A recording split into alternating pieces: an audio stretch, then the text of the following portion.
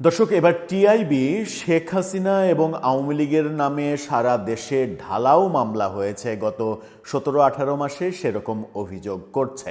শেখ হাসিনার নামে একের পর এক এক গাদা মামলা, শত শত মামলা, আওয়ামী লীগের নামে শত শত মামলা, লক্ষ লক্ষ আসামি করা এবং প্রায় ৭৫,০০০-এরও বেশি গ্রেপ্তারের ঘটনার পুরো পরিসংখ্যান তুলে এনেছে। এবং এই পরিসংখ্যান দিয়ে টিআইবি বলছে এই গত 17-18 মাসে ঢালাও মামলার ঘটনা ঘটেছে এবং মামলার ব্যবসার ঘটনা ঘটেছে।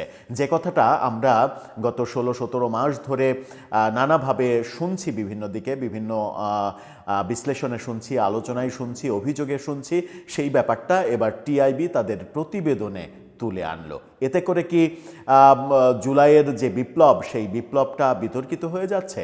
এতে করে কি বর্তমান সরকার, নতুন বন্দোবস্ত দেওয়ার শপথ নিয়ে যে সরকার এসেছে, সেই সরকার কি বিতর্কের মধ্যে পড়ছে?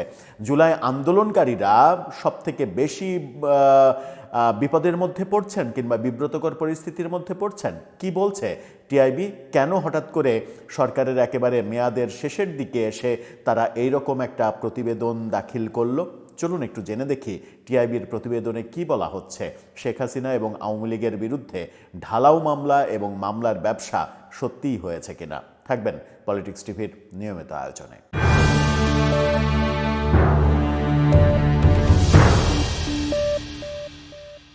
দর্শক, বলছিলাম টিআইবির রিপোর্টের কথা। টিআইবির রিপোর্ট যে পরিসংখ্যান তুলে এনেছে, সেই পরিসংখ্যানটা বেশ ভয়াবহ এবং এটা স্বাভাবিক কোনো প্রক্রিয়া না, এটা অস্বাভাবিক প্রক্রিয়া। এবং এই কর্মকাণ্ডগুলোই বলে দেয় যে এই পুরো কর্মকাণ্ডগুলো শেখ হাসিনা সহ যাদেরকে আমরা অভিযুক্ত করছি কিংবা যাদেরকে দোষ দিচ্ছি, তাদের বিরুদ্ধে বিচারের যে প্রক্রিয়া, সেই বিচারের প্রক্রিয়াটা বিতর্কিত হয়ে পড়বে।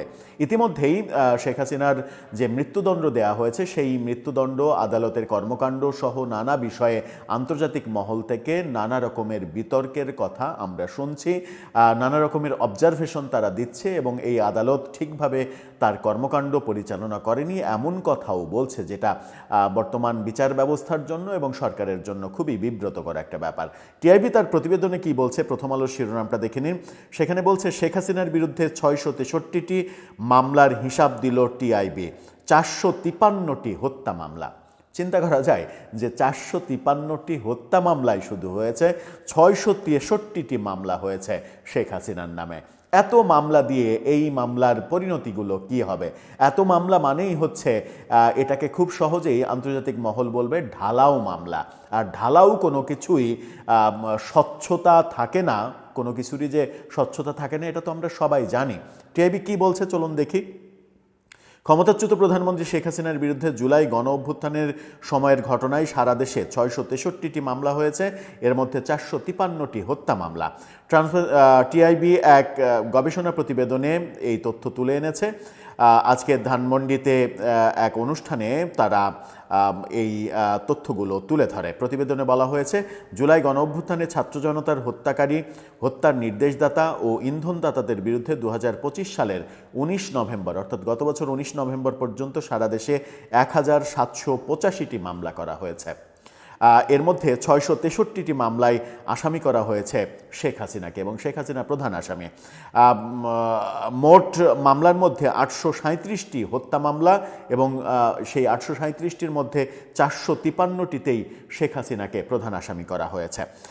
জুলাই অভ্যুত্থানের সময়ে মানবতাবিরোধী অপরাধের একটি মামলা ইতিমধ্যেই শেখ হাসিনার মৃত্যুদণ্ডের রায় এসেছে, আমরা জানি।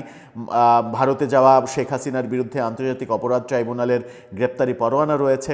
টিআইবি বলছে, এ পর্যন্ত 106টি মামলায় অভিযোগপত্র জমা পড়েছে, এর মধ্যে হত্যা মামলা 31টি। এসব মামলায় আওয়ামী লীগের সরকারের মন্ত্রী ও সংসদ সদস্য সহ 128 জনকে গ্রেপ্তার করা হয়েছে। মামলার সংখ্যার সঙ্গে অভিযোগপত্রের সংখ্যার তুলনা করে সংস্থাটি বলছে, এতে তদন্ত কার্যক্রমে ধীর গতির চিত্র স্পষ্ট হয়ে উঠেছে। এই মামলা জটের কারণে প্রকৃত যে তদন্ত কাজ, প্রকৃত যে অভিযোগ দেয়া, সেই অভিযোগ দেওয়ার প্রক্রিয়াটা ধীরগতি হবে, খুবই স্বাভাবিক। এটা আলটিমেটলি কিছুই হবে না। জুলাইয়ের ঘটনায় পুলিশের বিরুদ্ধেও অনেক মামলা হওয়ার বিষয়টি প্রতিবেদনে তুলে ধরা হয়েছে। পুলিশের বিরুদ্ধে 761টি মামলা হয়েছে, যেখানে 1168 জন পুলিশ সদস্যকে আসামি করা হয়েছে, তাদের মধ্যে গ্রেপ্তার হয়েছেন 61 জন। এখানে মাত্র বলা হচ্ছে মাত্র 61 জন। 1168 জন পুলিশকে আসামি করা হয়েছে। পুলিশের বিরুদ্ধে এত মামলা, 761টি মামলা হলেও পুলিশ যে হত্যাকাণ্ডের যে ঘটনা ঘটেছে, পুলিশ যে মারা গেছে, সেই ব্যাপারে সরকার দায় মুক্তি দিয়েছে, ইন্ডেমনিটি দিয়েছে, যে পুলিশের যে পুলিশ যে মারা গেছে সেই ব্যাপারে আন্দোলনকারীদের বিরুদ্ধে কোনো ধরনের কোনো আইনি পদক্ষেপ নেওয়া যাবে না। আন্তর্জাতিক অপরাধ ট্রাইব্যুনালে এ পর্যন্ত 450টি অভিযোগ দায়েরের তথ্য উঠে এসেছে। এর মধ্যে মামলা রয়েছে 45টি। এসব মামলায় শেখ হাসিনা সহ 209 জনকে আসামি করা হয়েছে, গ্রেপ্তার করা হয়েছে 84 জনকে। বর্তমানে ট্রাইব্যুনালে 12টি মামলা বিচারাধীন, আসামির সংখ্যা 105 জন। টিআইবির প্রতিবেদনে বলছে অনেক আসামি গোপনে দেশ ত্যাগ করেছেন এবং তাদের দেশ ত্যাগে সেনাবাহিনী, আইনশৃঙ্খলা রক্ষাকারী বাহিনী এবং স্থানীয় রাজনৈতিক নেতাদের কেউ কেউ প্রত্যক্ষ পরোক্ষভাবে সহযোগিতা করেছেন, তেমন অভিযোগ রয়েছে। টিআইবি তার প্রতিবেদনে বলছে। এখানে টিআইবি সেনাবাহিনীকে পর্যন্ত ইনক্লুড করে ফেলেছে। গণঅভ্যুত্থানের পরে নির্বিচারে মামলা দায়েরের এবং ঢালাও আসামি করা নিয়ে উদ্বেগ প্রকাশ করেছে টিআইবি। অর্থাৎ তারা বলছে নির্বিচারে মামলা দেওয়া, ঢালাও আসামি করা এবং মামলার বাণিজ্য করা, মামলার ভয় দেখিয়ে চাঁদা আদায় করা, এই ব্যাপারগুলো ঘটেছে।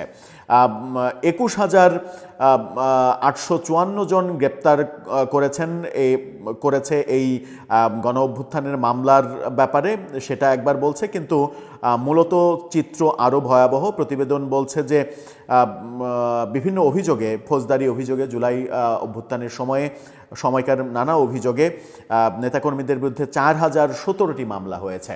মূলত মামলার সংখ্যা 4017টি। এসব মামলায় 2,24,813 জনকে আসামি করা হয়েছে। এই 2,24,813 জন মানুষ কি অপরাধী? সেই প্রশ্নটা সামনে এসেই যাবে। এবং এর মধ্যে গ্রেপ্তার করা হয়েছে অলরেডি 75,400 জনকে, অর্থাৎ আওয়ামী লীগের 75,400 জনকে গ্রেপ্তার করা হয়েছে।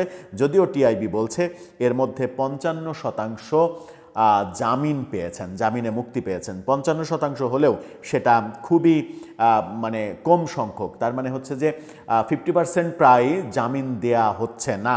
প্রতিবেদনে মামলা ও গ্রেপ্তার বাণিজ্য, প্রতিশোধমূলক মামলা, রাজনৈতিক হয়রানি এবং মামলায় নাম অন্তর্ভুক্ত বাদ দেওয়ার হুমকি দিয়ে চাঁদাবাজির অভিযোগের কথা উল্লেখ করা হয়েছে।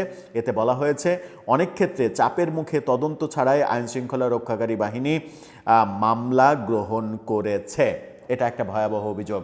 অর্থাৎ মামলা বাণিজ্য ঢালাওভাবে হয়েছে, হুমকি দিয়ে চাঁদাবাজি করা হয়েছে, যে না মামলায় নাম দেব, টাকা দাও, না হলে নাম দেব, টাকা দিলে নাম কেটে দেব, এই ব্যাপারগুলো হয়েছে সারা দেশে। এটা একেবারে ওপেন সিক্রেট ব্যাপার। এবং আরও একটা ভয়াবহ ব্যাপার বলেছে যে থানা বেশিরভাগ সময়ই হুমকির মুখে যে মামলা যেভাবে করতে চেয়েছে সেভাবেই সেই মামলা গ্রহণ করতে বাধ্য হয়েছে।